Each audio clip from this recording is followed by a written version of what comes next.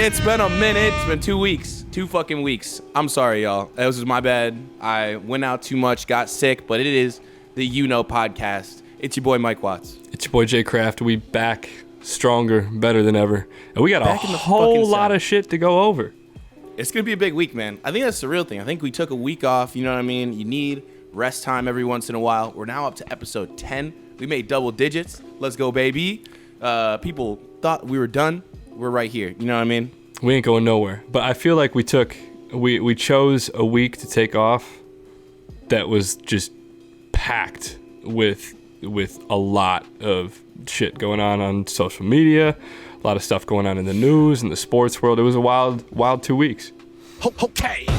But we back. We ready to go over everything. You know what I mean? I think like it's such an interesting thing about living in today's world is that like any week we took off, there was gonna be shit going on. Like it was gonna be, whether it's, you know, people buying up Twitter, whether it's wars going on, whether it's wars going on Twitter, you know, everything all at once. But let's start it up, man. So first thing I want to talk about is a couple updates over, you know, what's been going on here in Chicago, at least. So first thing being RIP to the Gay House. So I'm not sure how many people that watch the show actually know about the Gay House, but it is a DIY venue that was now in the like Logan Square area of the city. And we shut that bitch down this weekend, man. It was not only a Junebug show, not only a satanic show, which don't ever do it. You know what I mean? I was at it. Literally, it's not worth it. That shit is fucking weird. You had fire breathers. Junebug was out there in like a priest robe or something. Yeah. Wild. It was some straight rock star shit. An experience to say the least, but like that, I wouldn't do it again. You couldn't pay me to do it again. But right after Junebug's set, dunk, dunk, dunk, big ass knock at the door. Oh, come on, man. Lo and behold, it's not just CPD. It's CPD in DEA jackets. And we're like, what the hell is going on? So they close down the building. They have a police helicopter that we're like, oh, bro, there's no way that's for us. And then all of a sudden we see, you know, like they do in movies and stuff where they have the big spotlight that comes down. I saw the video that Junebug posted. They had the spotlight straight on that front door. Right on the front door of Gay House. They want to see everybody that came out that bitch. Oh, man. So that's done. Shout out Gay House, though. Still looking for compensation for all the artists from that weekend. But, you know, it's one of those things where you just got to live, let live, and move on. The cops are never going to allow things to happen. People need to pay rent. Exactly. You know what I mean? Pay people. Everyone needs to pay rent. I just think it's so funny, man. Like, I mean, in general, there was a lot of 20 and 21-year-olds that were running the space. What are you going to do? You can't really expect them to have all their licenses and stuff like that.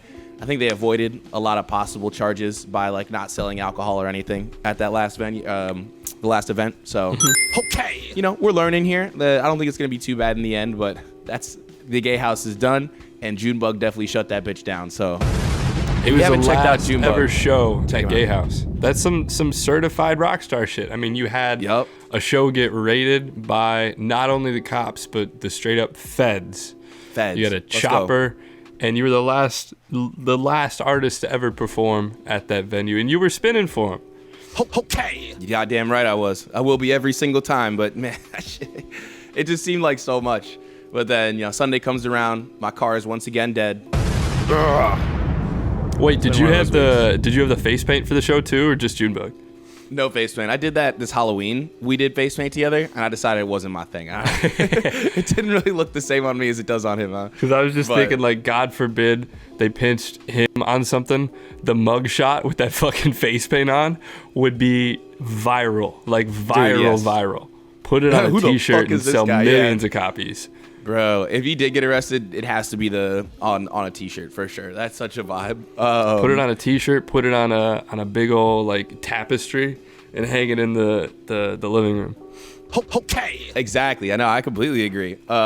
Second half of the Chicago updates here, you had actually brought to my attention today, since I have said person blocked on Twitter. Thankfully.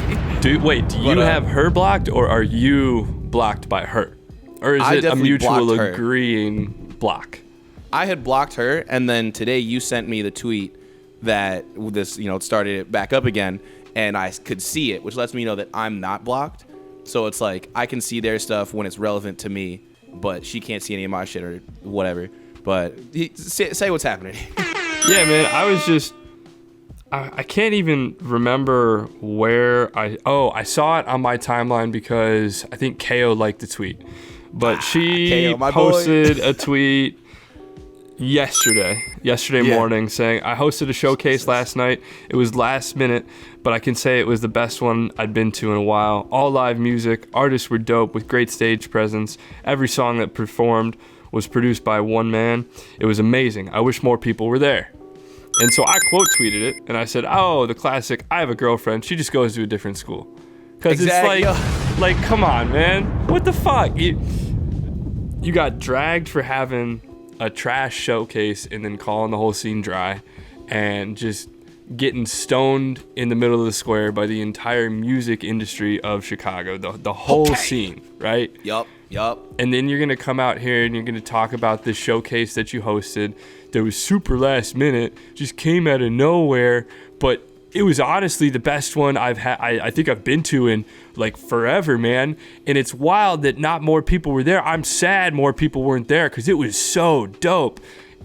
Come on, man. To put this in perspective for like all the white homies out there that probably don't fuck with the underground Chicago music scene, that would be like me going out on a Saturday and playing around 18 by myself and then coming home and bragging about shooting like 3 under par when I normally barely break 100. You know what I mean? Donald Trump vibes with that. Yeah. Like, come on, I'm gonna go out and shoot by myself and I'm gonna have the best round of golf of my life, and then I'm gonna brag about it on Twitter when you're not even. And the other thing you brought up a good point, right? She doesn't tag a single one of the artists. No mentions of the artist. I checked her whole timeline. Like nothing about the artists, just about her hosting this showcase and it being so dope. It's like, if it was that dope, let's put the artist on. Like, come on, that's what your job is for, right? Like, you're there to put on the new artists, and you're not putting anybody on. You're just, fucking bragging about a showcase that you said yourself nobody was at, but it was the dopest showcase you've had in a hot minute. But nobody was there, so they just got to take your word for it. Get the fuck out of here. I hate it here. I completely agree. That's what I said when you first sent the tweet to me. I'm like, dude, there's no mention of any of these artists, which shout out. I don't think you need to be mentioning any of the artists and stuff like that. But the part that really got me is she said all the songs across multiple artists were produced by one producer. And she's so, like, she's so amazed by that. Who's the producer? Who is it? Tag him. Where was it? Throw me an ad. Come on now. Of the event? Did it even happen? Yeah, that's what I'm saying. This has fake written all over it. This has grasping for attention for her own brand, but for some reason can't highlight what the event was. What was it called? Where was it? Who was there? Like, none of these things are getting highlighted whatsoever. So I'm like, be specific. Crawl back in your hole where you came from and leave everyone alone. Go away. Just do better. You're not having good events. We know this. You see every better. video from every event I'm at. Shit's busting. Yeah, man. Why don't you go to Gay House? That's a busting show. Like, come on now. Can't anymore. You can't now, more. But plus, I don't really think the satanic scene is necessarily a Bree-specific scene. Oh, God. I don't know. Yeah. All right, man. From one Twitter troll to another Twitter troll. Here we go. We got to talk about Elon.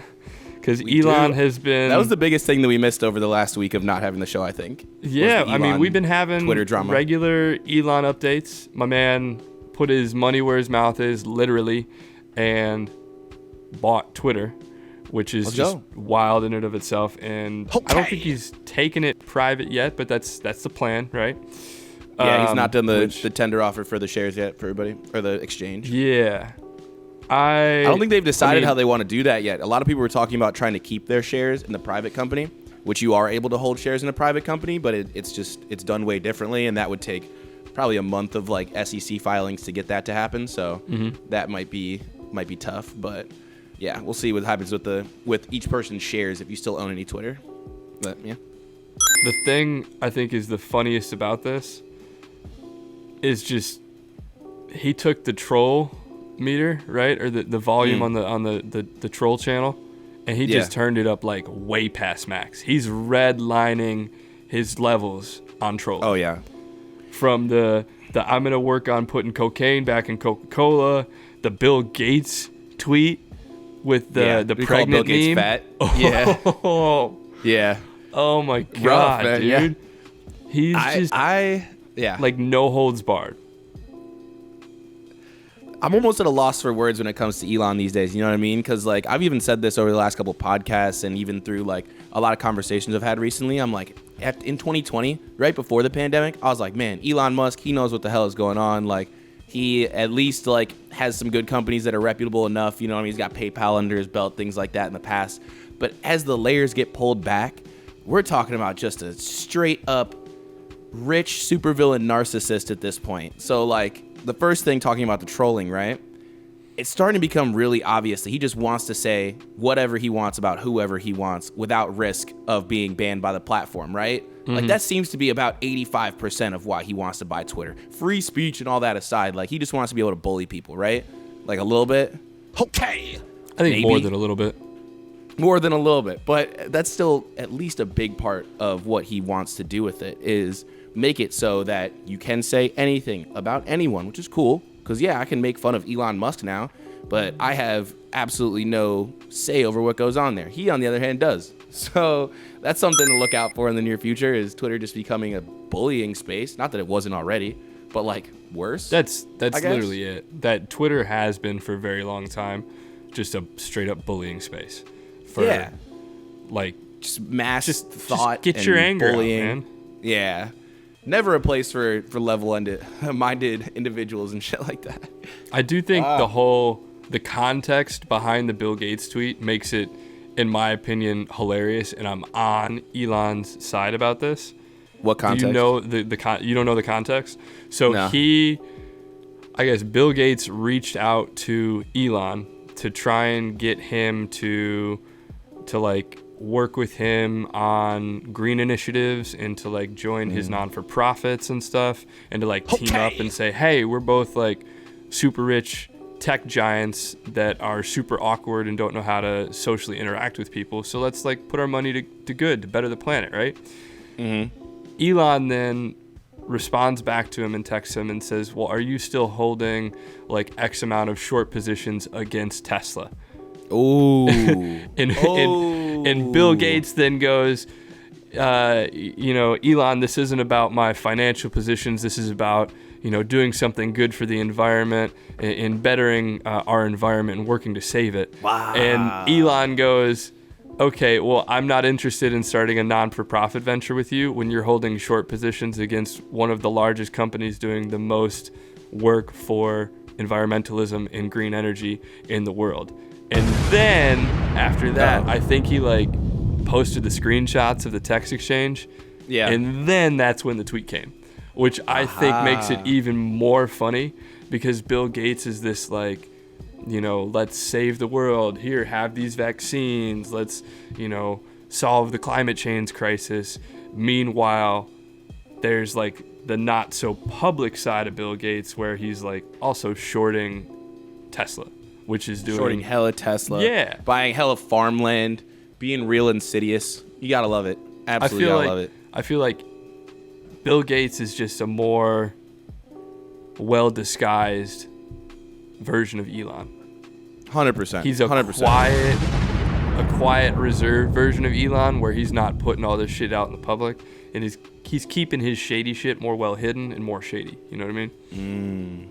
I completely agree with that. And I mean, I think all these rich guys have real shady shit that they're doing. Like any single person that has over $100 million, like even if you have $1 million, I'm sure you've done shady things. But if you have $100 million, you're currently doing shady things right now. You can't convince me otherwise.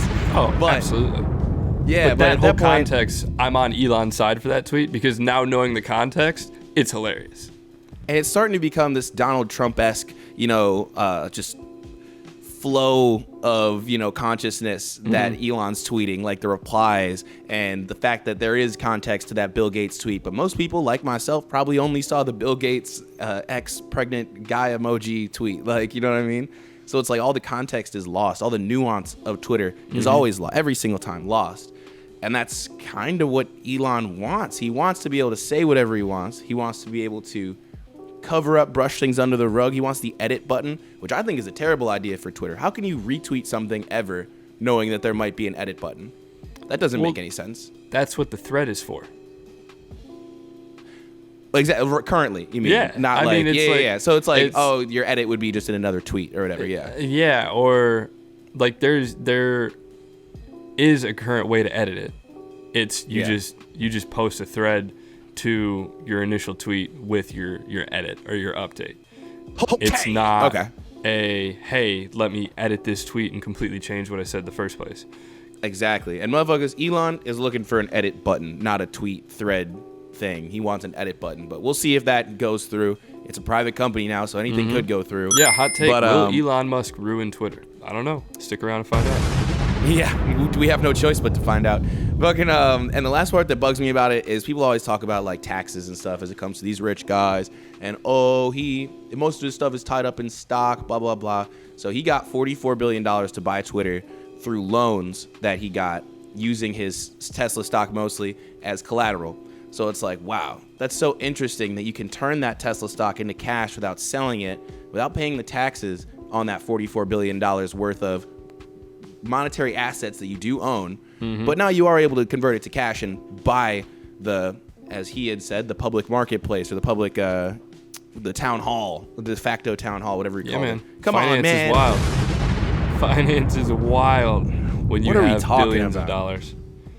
But yeah, from one guy who just loves to do whatever he wants to group of 5 very conservative white people that just want to do whatever they want. The Supreme Specifically those 5, Court. yeah. Facts. And I kind of read the Political article a little bit yesterday. Not even going to try to pretend like I'm super knowledgeable on it.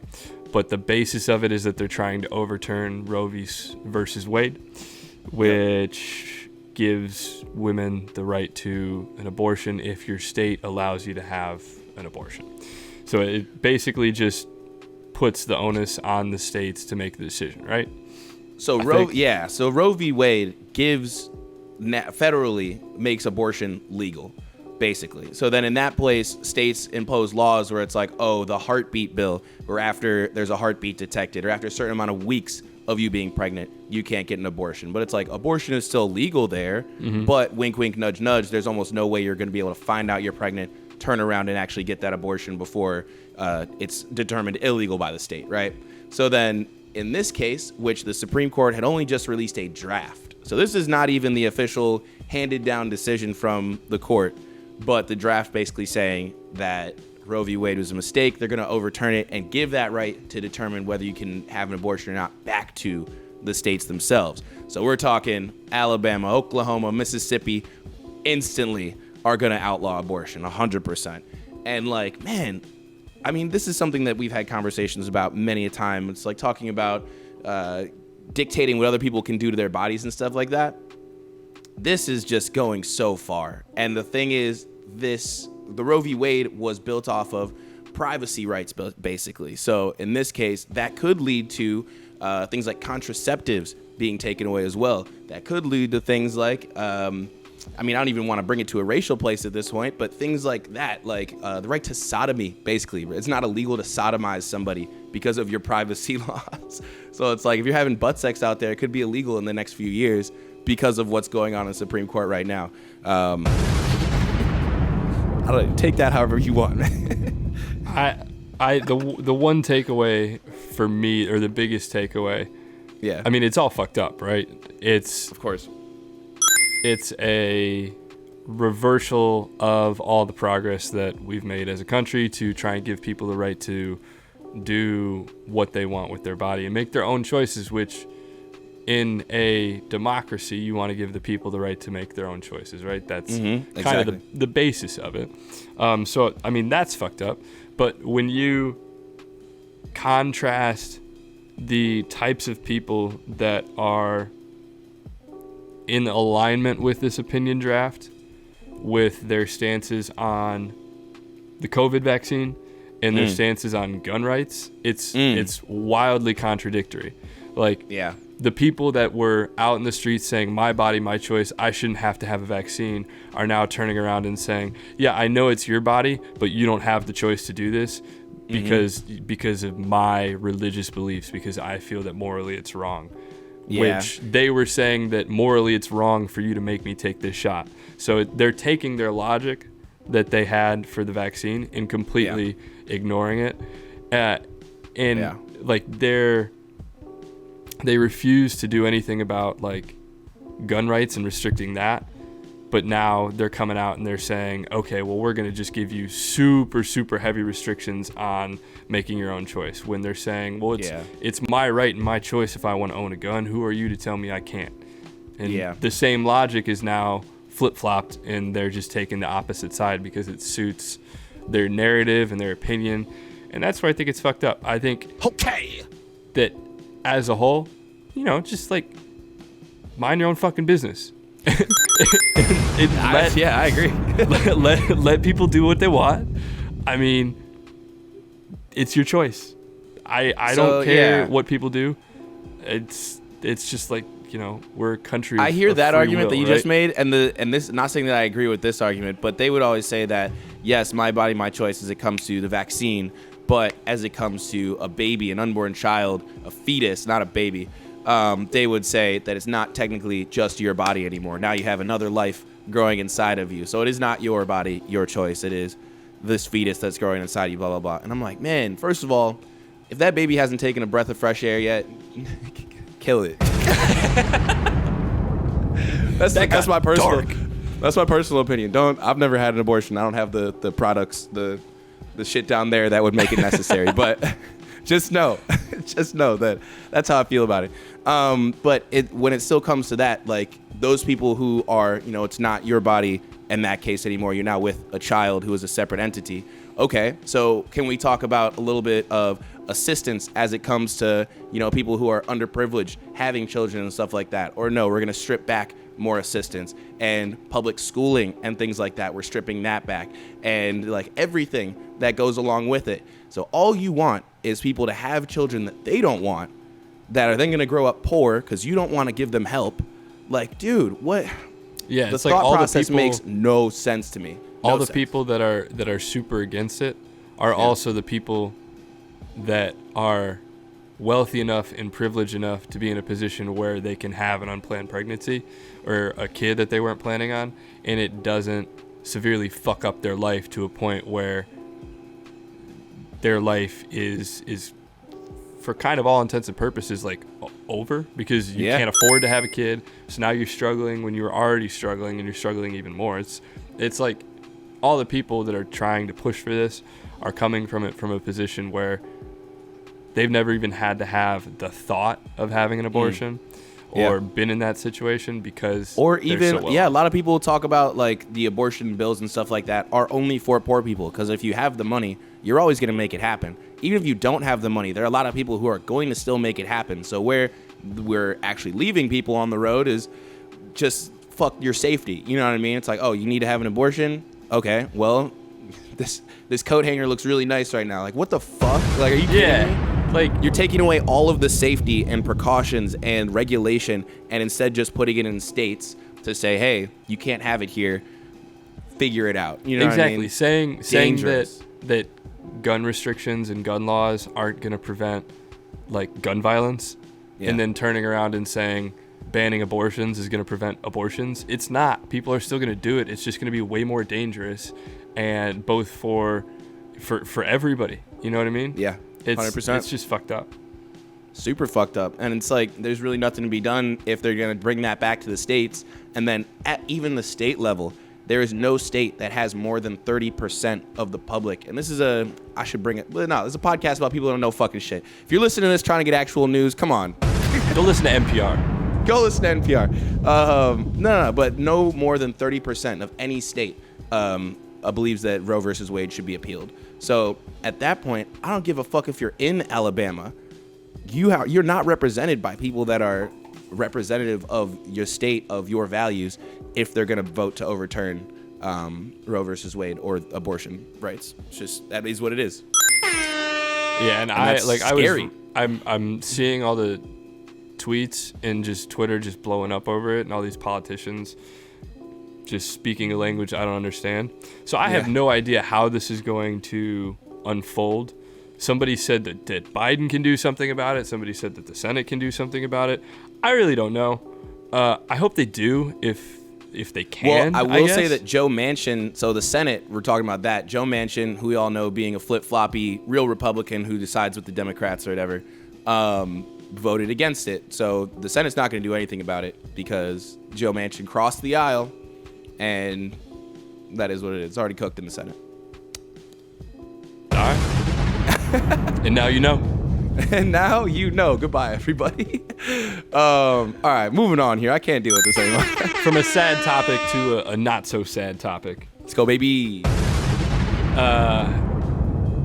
Traveling now is a little bit nicer because you don't have to wear a mask. And before we hop into Mike Tyson just whooping some ass on a plane, I need to go on a rant.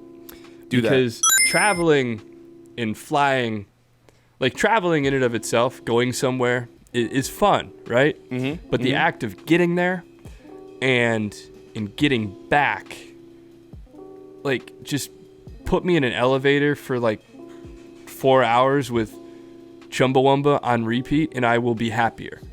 I get knocked out. Just like the flight there this past weekend I went to Knoxville. Let's go, and baby. The flight there wasn't that bad. It didn't really make sense to me that I had to fly from St. Louis to Philadelphia. So I flew over Knoxville and then fly from Philly to Knoxville. That didn't make sense. I mean, I understand Knoxville is a small airport, so a direct flight is hard. I get it, whatever. But on the flight back, I had to go out to D.C. and then to St. Louis, right? The flight from Knoxville to D.C. was fine. We left on time, nice and easy. The flight from D.C. to St. Louis couldn't have been further from easy or enjoyable. So to start it off, I left my AirPods on the plane in D.C. Oh, no. So got to the gate for my flight to St. Louis, then got a notification that gate was changed, and then checked my pocket and realized I didn't have my AirPods. So I run back to the pass gate, and I asked the lady if she could check the plane for me. And she makes me wait 2 minutes while she's doing something. Fine, whatever. You got to do your job. But then as she's walking me over to the gate, she goes, I would really recommend, coming back right away, because typically they clean the plane and, they do a check and things go to lost and found. And I really wanted to just look her in the face and go, yeah, well, if I would have fucking realized I left my AirPods on the plane 15 minutes ago, I would have been here 15 minutes ago. Don't talk to me like I'm stupid. Okay. I was already pissed I lost my AirPods. Like, you're speaking logic that I understand, and I would have heeded that logic if I would have known that I didn't have my AirPods. So lose the AirPods. American Airlines canceled a flight to St. Louis from D.C. that was at 5.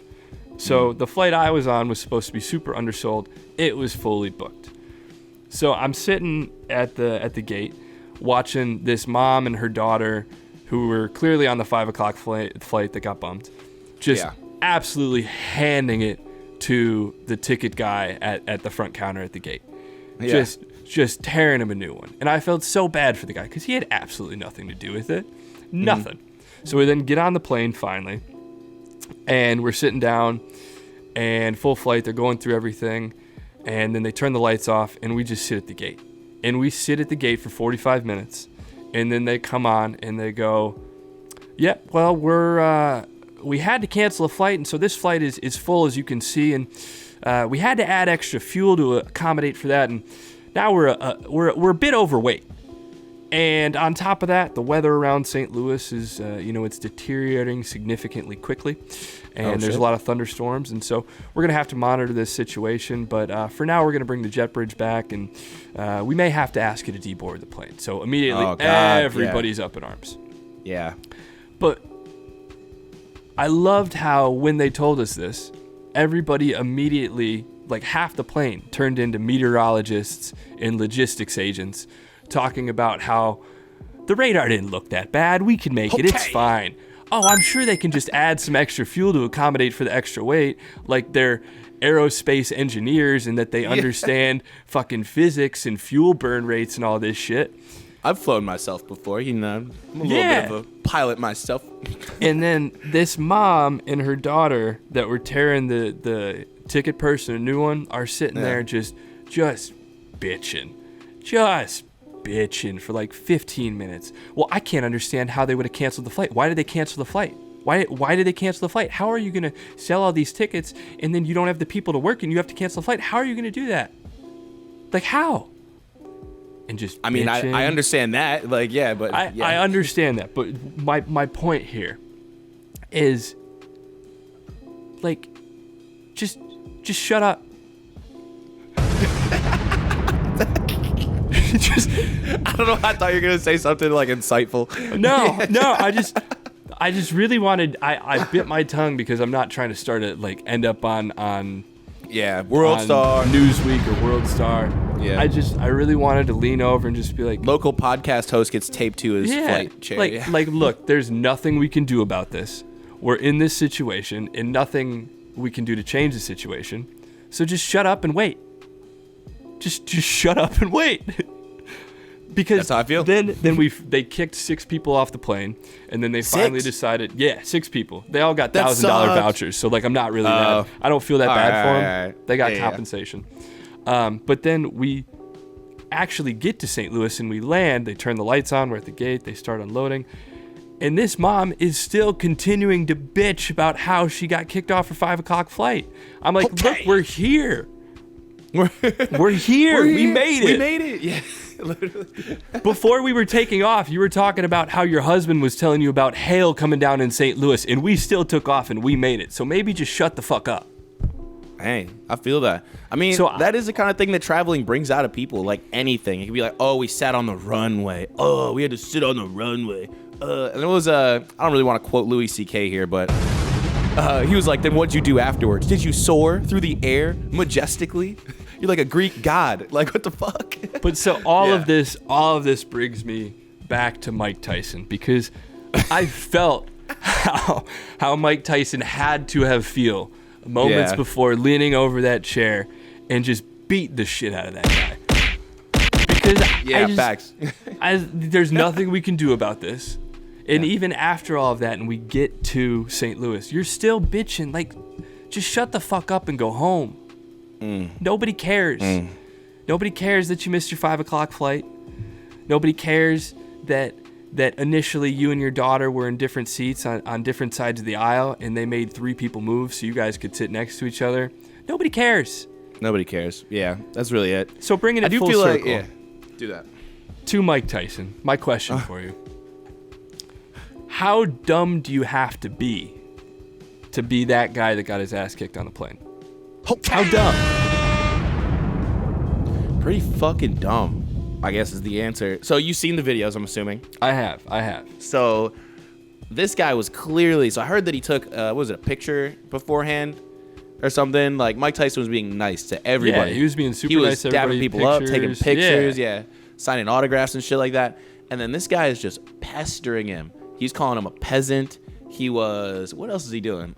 As far as I could tell, I don't think he put his hands on Mike Tyson at all. I don't know, though. He looked, I mean, just from the videos, he looked relatively intoxicated. Definitely drunk. Definitely drunk. Yeah.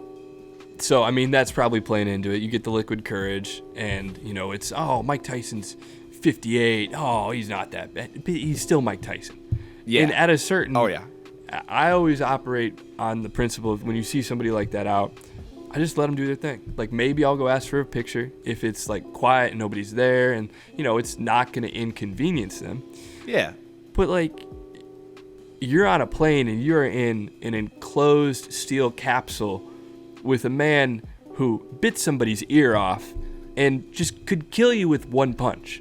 And Literally. You're going to lean over the seat and you're going to pester him and you're going to pester him and you're going to pester him. A man that is documented as having anger issues and a short fuse. Like, how dumb do you have to be? There are so many people, and I think more and more. And I will say this too. I feel like travel was more civilized before the pandemic. Once you like cooped people up and then you were like, okay, you guys can travel again. Oh, you can be maskless on the plane again. People are acting out, dude. They don't know how to act anymore. It's crazy. But so many people that would poke the bear flick the sleeping tiger and be like, oh, why am I getting mauled by a fucking bear? Like, dude, how stupid do you have to be? Like, it's a real question. It's a real all question. Comes back to the principle that I have of any time you're traveling, just shut up and mind your own fucking business, and you're not going to get beat on by a heavyweight champion. And then you're not going to get shit talked on a local podcast. It's crazy, man. I think on this show, there aren't many valuable lessons that we've learned so far, but that, goddamn it, is one of them. Put it on when a you're plaque. traveling, put it on a mind your business or get beat up by Mike Tyson. Shut up. Or get beat up by Mike Tyson. Even on the flight to Knoxville, I sat next to some lady who, as soon as I sat down, started telling me all about her life and how she was flying to Knoxville to see her daughter and how her daughter was going through finals and this and that and the other. And I just quietly, I waited for her to stop talking, and I put my headphones on, and I leaned against the window. And that's it. And that's it. Over. Good It's for you over. for being like, A lot of people just put their headphones on while she's talking. They'd be like, nope, not today. Can't do it. I mean, shout out. I appreciate people that are social. I appreciate people that are not, against reaching out or talking to your fellow human beings and stuff like that. But you got to realize that most people do not give a fuck, like, at all. Like, old lady, shout out you, shout out your daughter. I hope she did well in her finals. You know what I'm saying? But I don't care. But don't pester Mike Tyson. Don't pester Justin. Don't pester me. You know what I mean? Keep to yourself. Get your flight over so you can get to your daughter safely without catching a Mike Tyson to the head. I feel good about that, though. Yeah, that rant, I feel good. Let's go. I feel good. Yes. So from one heavyweight champion to two heavyweight champions. Tyson Fury and Francis Ngannou. Bang. What you thinking, man? I think that has the possibility to be one of the best of these like hybrid fights that we've seen. Because what do you mean hybrid fight? What does that mean? Like hybrid's maybe the wrong word, but like these big non-sanctioned super fights, you know what I mean? Okay. Like hybrid fight. It's not a sanctioned one? I don't think it would be. I don't know if it would be sanctioned. It would be like, I think like you could bet on it, and it would be under like an athletic commission. But I don't. It wouldn't be. It's not like a it's not WBC for a title or something thing. like that? It wouldn't be a UFC thing. They're talking about doing like some sort of hybrid rules where it would be MMA gloves with striking, no grappling, maybe like leg kicks of some sorts, like maybe more of like a kickboxing with hands. So that in and of itself makes me think this would be much better than like the Conor McGregor Floyd Mayweather, the Logan Paul Floyd Mayweather, all the Jake Paul shit of him, knocking out Nate Robinson. I think if they do it the way they're talking about doing it, which there's a whole lot of red tape as far as the UFC and Francis Ngannou's contract goes, as far as those two bodies commingling. But if they can like get it sorted out the way they want to, and they do it with MMA gloves and some sort of a hybrid of a ring and like these special rules, I will 1000% tune in, and I think it would be like an all-time fight.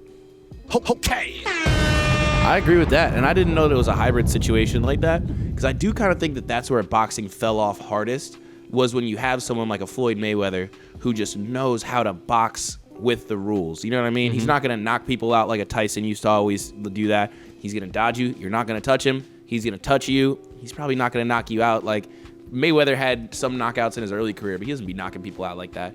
But it's like boxing is cashed.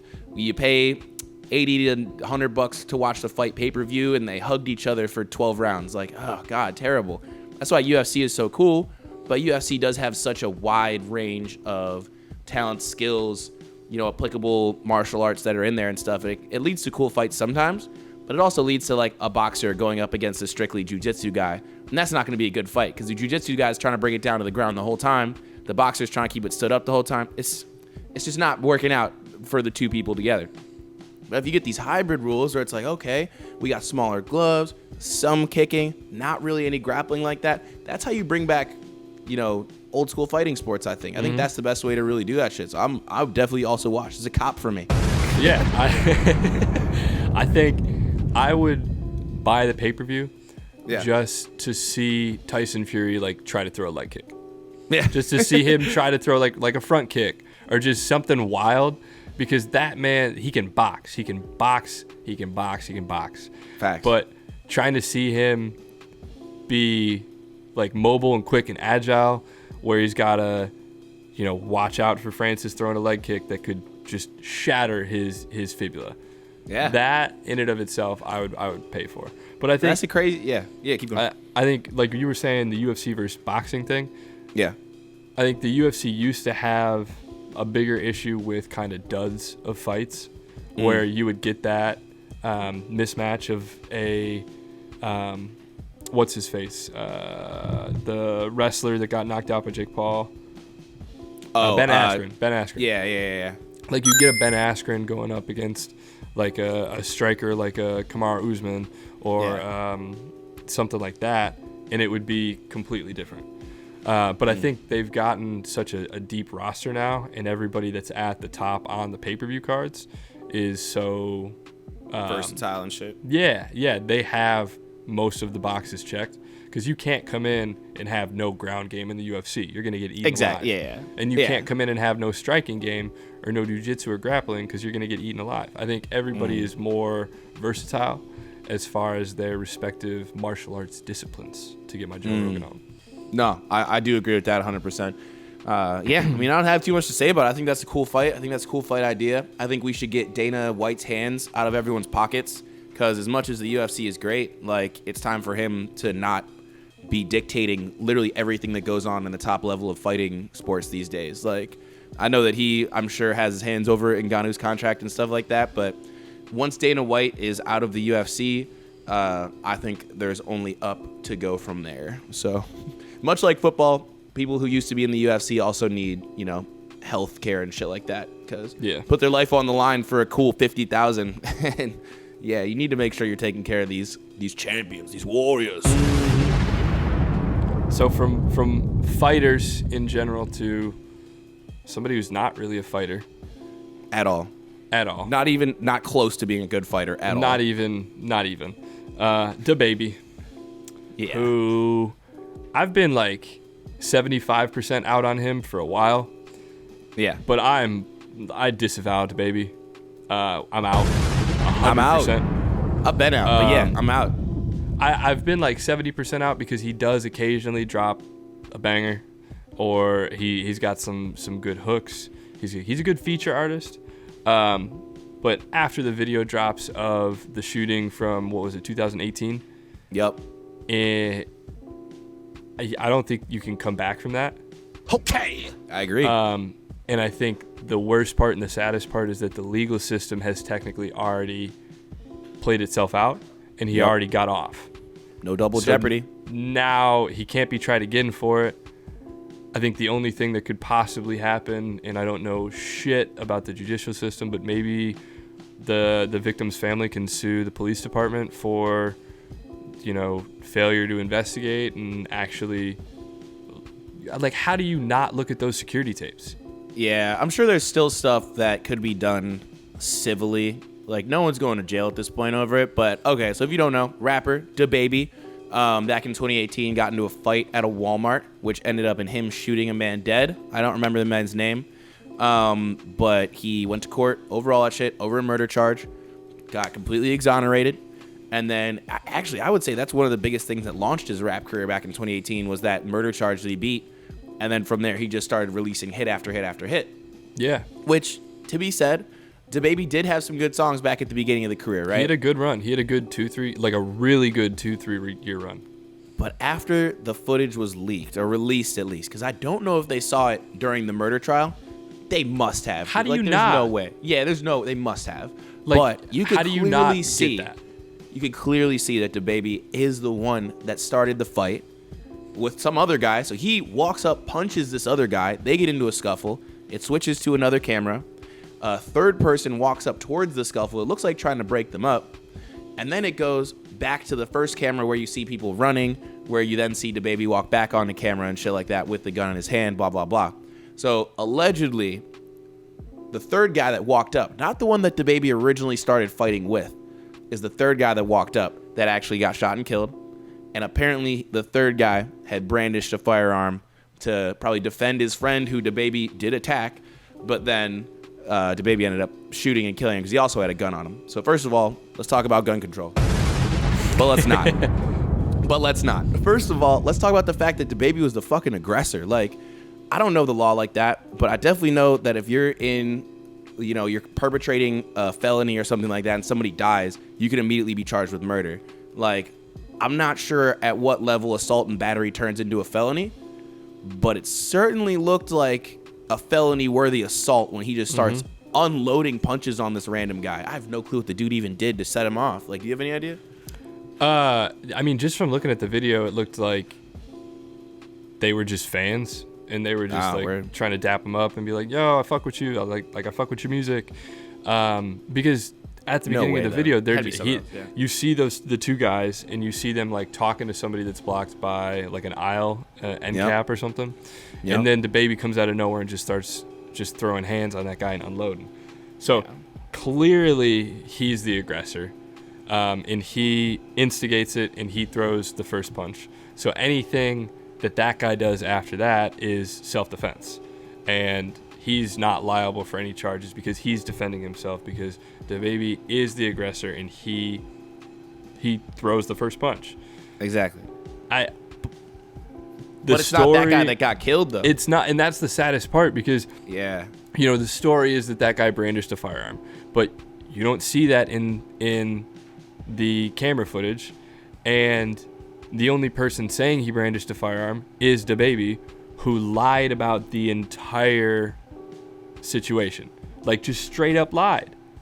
Which, even since this incident, we've seen in very similar fashion DaBaby sucker punching people. It happens all the time. Like, literally every month. He just sucker punched somebody, a rapper that's on his label, that a year prior took a felony attempted murder charge for him. Like, he's still fighting the bid, and he's out on bond or something, but he just walked up on him and stuck him in the face backstage at some festival for no reason. Oh my God.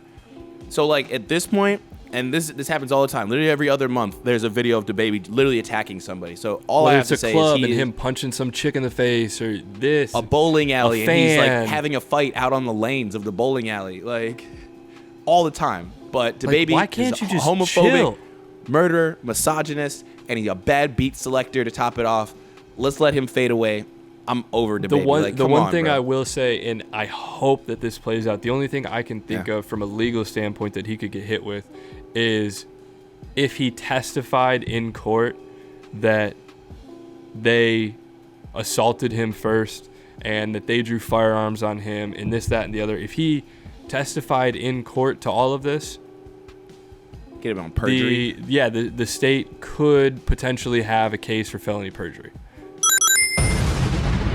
Potentially. That's the only thing I can think of, that or the victim's family suing the state or the county or the district's attorney's office. Like, they could sue them for, failure to investigate properly and misconduct and corruption and all that shit. Those are the only two outcomes where I think there would be a positive outcome of a really, really shitty situation. But all in all, we disavow DaBaby. Yeah, man, and I've been on that train for a minute here, but definitely seeing that video a little while ago just solidified it for me. Like, this guy's garbage, and I'm not for anybody getting locked up and stuff like that, but especially if we're gonna let him keep sucker punching people in the face, like, there needs to be something done about it. And if it's just as little as I'm not going to a DaBaby show, I was against it when festivals had booked him and stuff like that, and they started canceling him, and you're not welcome here anymore, blah blah blah. Like, all right, just no more new DaBaby contracts on anything. Done. That's it. I'm not listening to another album. It's easy. And all them little rinky-dinky ass piano beats can go fuck themselves too. So that's it for DaBaby. This is a anti-DaBaby podcast moving forward. Yes. The Now You Anti-DaBaby podcast. So on to I'm getting hot in here, man. It's getting fucking hot in here. It's a heated podcast. Woo. We got rants. We got disavowing. Let's go. Now we got the 3x3. No, not yet. We gotta talk about playoffs, man. We gonna do playoffs? Okay. We gotta talk about the playoffs. We're gonna talk about these playoffs. Just because I know the next week we're gonna have a completely different playoff, look here. We'll catch up. So let's see. Catch up. So far, we actually have had a couple things that went a little bit crazy. I didn't expect the Mavericks to move on. Shout out the Mavs. I've never been a Jazz fan in general, so that's what's up. The Grizzlies versus the Warriors, man. What do you think about that? I think the Warriors are just going to steamroll them. I think maybe it's a gentleman's sweep. Maybe Memphis gets one. But, yeah, I think Golden State's just playing too good. They're playing vintage Golden State from, when was it? In 2018 when they won the ship before KD came over. They're playing, like Andrew Wiggins is playing out of his mind. Hey, Wiggins is such a baller. Yes. Yeah. They're a squad. And when they play small ball with Draymond at 5, like nobody can compete with them. Facts. They can't, because you'll put your center on Draymond and he'll cross him over in a minute. And when they get out and run in space, you can't compete with that. All right, so we're Warriors over Grizzlies for sure. What about the Bucks Celtics? I think this is going to be a fun series. And I think this one could go 7.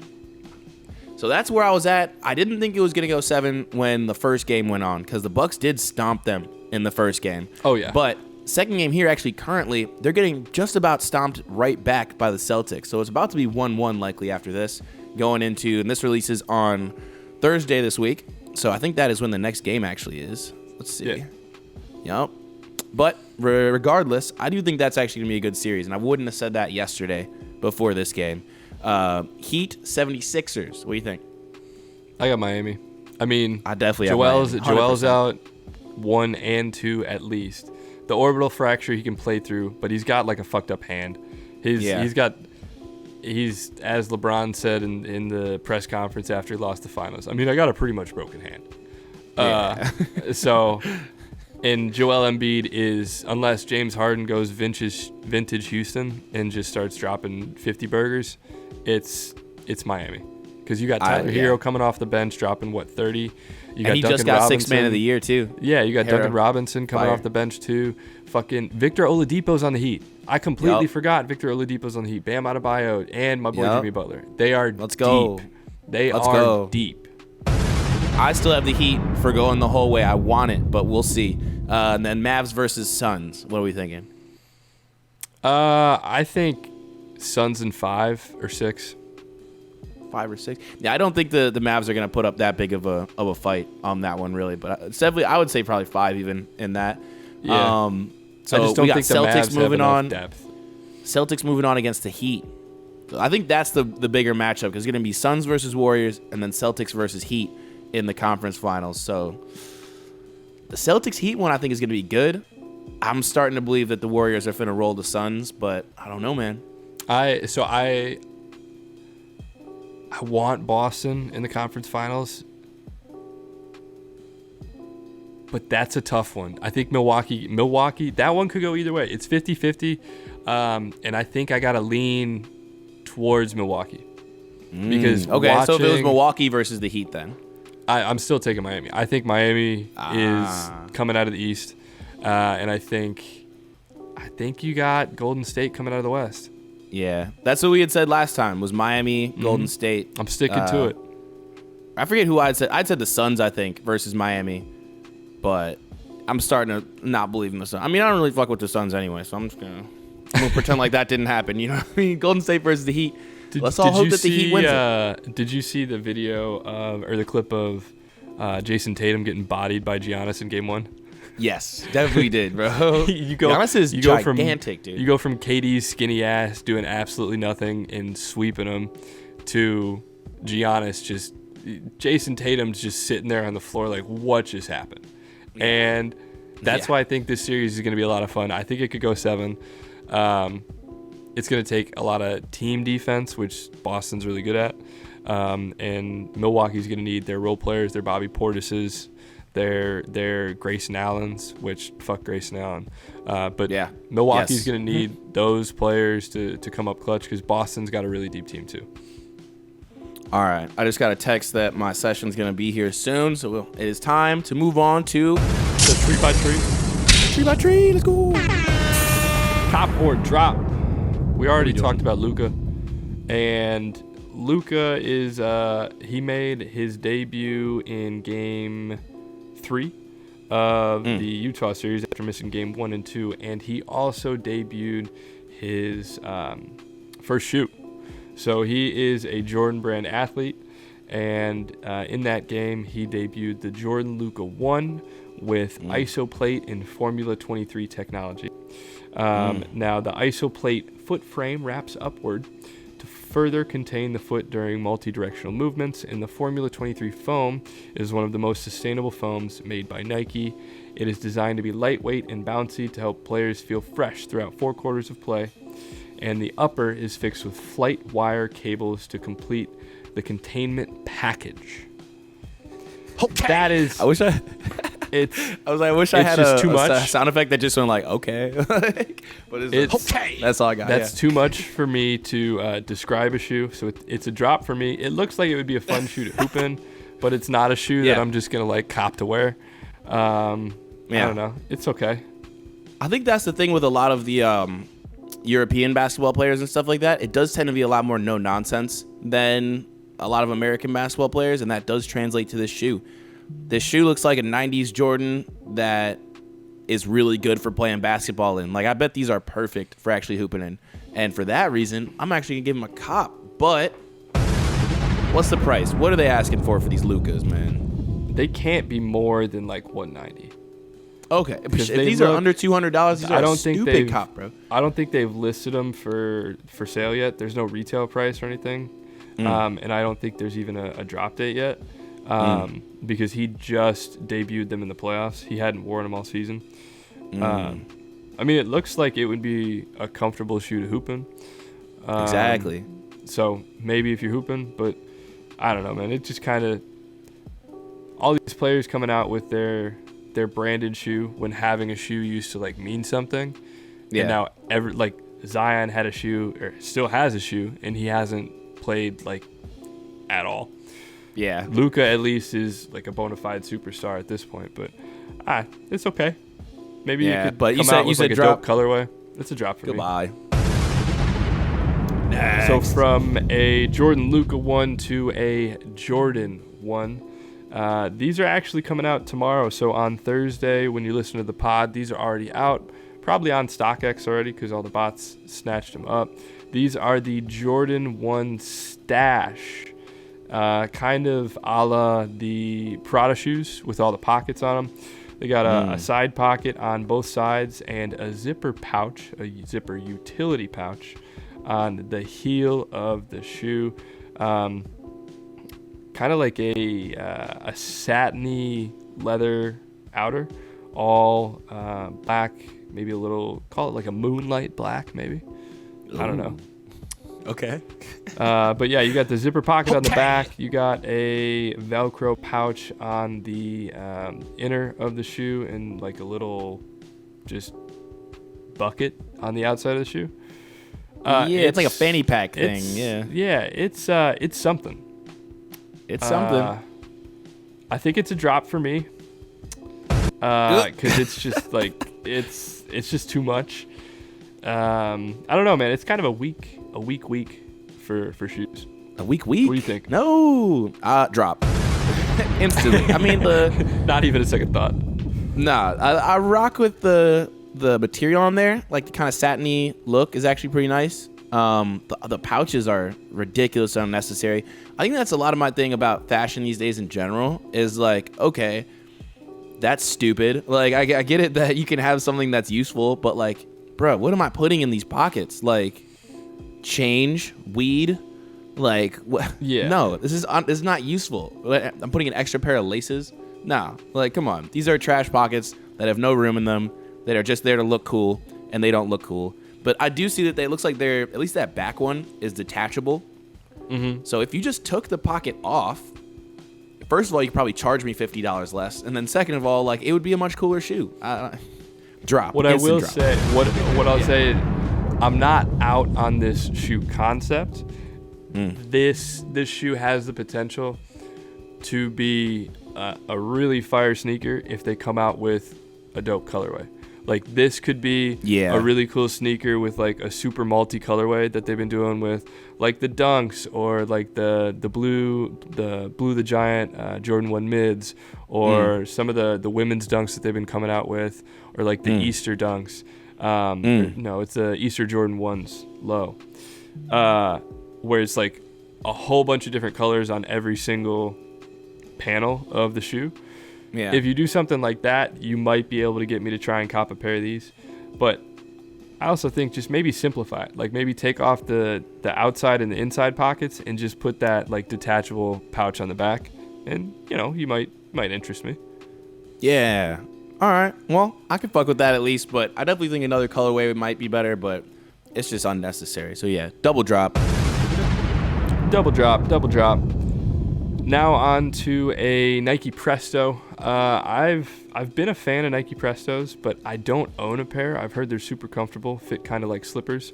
And these are the Hello Kitty Nike Air Prestos. And these are an instant cop for me. I don't even like Hello Kitty, but this is a fire shoe. Is that for real? This is a fire shoe. I did not expect I don't you to even be fuck with Hello cop. Kitty like that. The insoles with the little rainbows and the clouds are dope. The back heels with the plastic Hello Kitty. The colorway is dope. I like the aqua blue.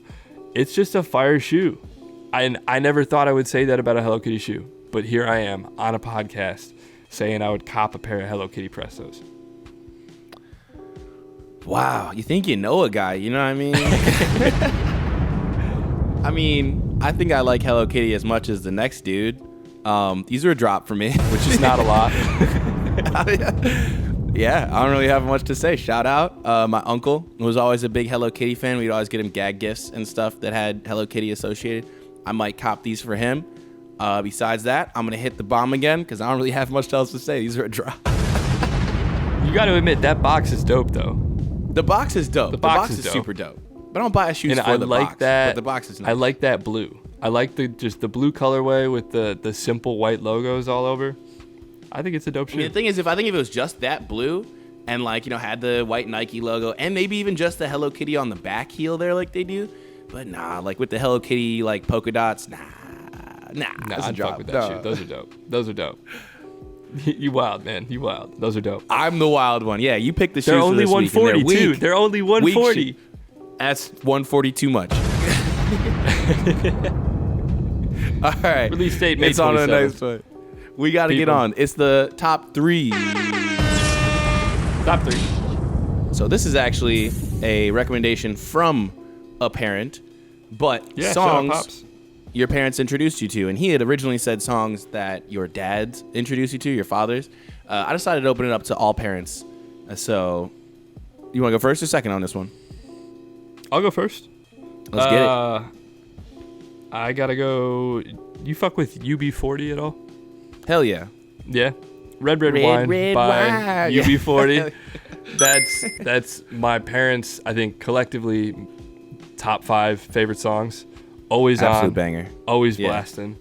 You know, Saturday, Sundays, my dad's grilling out, cooking, making dinner, just blasting UB40, drinking a double IPA, loving life. It's a banger, I went and saw them it's one time. Bop, they're good. Oh, really? UB40, oh yeah, they're dope. They're really dope. My first one here, I associate this song with my mom actually telling me about it, but Part-Time Lover by Stevie Wonder. I know both my parents like it, but it's definitely on mixtapes that they made and stuff that just happen to still be in cars. But that song is a banger and a little dance jam. But Part-Time Lover by Stevie Wonder. Oh yeah. We'll go Dave Matthews Band and Ants Marching with the fiddle at the beginning. Not the first concert I've been to, but did go see them in high school with my parents, which was interesting because of all of the weed being smoked at the amphitheater. So Dave yeah, Ants Marching, Dave Matthews Band. I'm a big Dave fan, and that's thanks to my father. So shout out, Pops. Oh yeah. Funny enough, so Dave Matthews actually did a cover of my next one. Oh really? Yeah, this is the song "If I Had a Boat" by Lyle Lovett. Have you heard the Dave Matthews cover of "If I Had a Boat"? I have not. Oh, you gotta look it up. That shit is so good. I think it's only a live cover that he did. But Lyle Lovett, weird looking guy, plays really high on his guitar, and the song If I Had a Boat is just really funny, but definitely learned it from my parents, so vibe. So I was, now I'm between two. We'll go honorable mentions. I gotta go a Police song, and I think I'm not gonna go with the one that you think I'm gonna go with. Every Little Thing She Does Is Magic. Oh, it's another bop, a little dance around in the kitchen. Yeah, I feel like that's even a Police like deep cut almost. Yeah, it's a deep cut, but like not a deep cut. Like when you say that's the name, you hear the refrain. Just mentally. Okay. No, I fuck with you. My last one here is by this artist who I actually don't know, but my dad knows very well, I guess. Jamie O'Neal. When I Think About Angels. Not a song that I listen to very often. It's kind of like country pop influenced almost. This is almost like a pre-Taylor Swift kind of vibe. I think I've heard that song. Yeah, it's one of those ones where like I had to look it back up when I was putting together my list for this. But it's definitely a song that plays all the time. I feel like one of those old mixtapes comes on and shit like that. So When I Think About Angels by Jamie O'Neal. Let's go, baby. Honorable mention to, have you ever heard the song If I Had a Rocket Launcher? No. by Bruce Cockburn. The refrain is, because you said, what is it, if I had a boat by Lyle Lovett? Yeah. And that immediately had me thinking, if I had a rocket launcher. That's a good song. I wonder if they're related. Yeah, hell yeah. All right. New song. Episode 10, man. We made it. This is the playlist once again. We're going long. Podcast. It's okay. We are going long. Sticking around. I definitely got someone downstairs waiting to get in on this session right now, but they can wait. So you went first last time. To get into. It's the playlist. And I'm going to start off with one of my favorite ones from this last couple weeks here. This is my man's Pusha T. He absolutely put out one of the hottest albums of the year so far, I think. I always love his production and stuff, but this is all Kanye and Pharrell production. Mm-hmm. I don't know who specifically made this beat, but this is Call My Bluff by Pusha T. Bluff. Buffalo shrimp from my Himas. Coke is upstairs at the Ramada. The ocean from motel. Definitely worried about that one getting our shit taken, so I'm going to go ahead and cut Push that. Is going to get his cut. Exactly. I might even cut that. Sorry, yeah. That album, I'm not a huge Pusha T guy. I'll typically pick a couple of songs off of each project that I really fuck with. But that album, plus the fact that it's the last time that Cudi and Kanye are ever on a track together. Too bad. That's a really good project. Yeah, I'm going to miss that shit, Really good project. It is a really good project. What you got? First up, Lil Ab Soul. He's been quiet. I feel like he hasn't put out a project in a very long time. But he released a single last week, maybe a week and a half ago, called Hollandaise. Vocals, lyrics, instrumental, all on point. So this is Hollandaise by Ab Soul. Get up off my dick. Let me talk my shit. Let me show them how I feel for real. These niggas ain't ill. They ain't got no skill. They ain't got no will for real. I was 10 and 2. Yeah, Ab Soul took some time off and came back swinging. I love that shit. He's got such a fun, his flow is just fun. His shit used to not be that fun. I think his flow has always been fun, but I don't think his songs have always been fun. It used to be way darker and stuff like that. Oh, yeah. But now it feels very bouncy and fun and cool hip hop instead of drug raps. You know what I mean? Yeah. Feels like my man's in a good place. You know what I mean? Yeah, and you love to see it. You know what I mean? You love to see TDE winning and feeling good about it. I'm going to step into my man Meese here. I think this is the second time I've had a Meese song on the podcast, but this one from his brand new album, MeeseDon'tMiss.com. I'm assuming that they have an actual website, but I know that's what the album's called. But he was saying that it took him about a decade of making music to make music this good. I've only been through the album one time, so I'm going to need a couple more listens to actually get my favorites here, but this is a standout for me. So Meese, Different Fonts. I just hit my plug on my A, what you want? Grab a couple zips for me, baby, what you want? Way less worried about Meese getting our fucking shit taken down. So I'll let him rock. If anything, he'll post it. I'm saying. But yeah, no, Meese is absolutely fire. Producer, video, editor, director, shooter, all these things. He's so talented. Multifaceted. Exactly. Go check him out. MeeseDon'tMiss.com. What you got? So we went mainstream with Pusha and Absol. We're going to get a little underground like you did with Mies. This is Red Veil. Had never heard of him before. This is off of his recent independent release. And this was, I think, the first single he released off of it. PG Baby. Had never heard of this dude until like a week and a half ago, but really fuck with the song. So this is PG Baby by Red Veil. Keep them trucks up on the railing just a little bit longer. Land to make you stronger. Skin to skin with everything I ponder. Okay. Oh yeah. That's wild. That's quite the beat too. Like there's a lot going on in there. Yeah, That's I like the sample. Where'd you hear about this one? With his vocals. I think I found him on Instagram, like a targeted ad or something. Bad. Those Instagram ads be working, dude. Oh yeah. They be getting people. All right, I'm gonna stick with the underground here. We're gonna go to the homies, Austin, Monica, and Taylor, that released this new song, "Lonely Mona," referring to Mona Lisa here. Which the visuals are dope.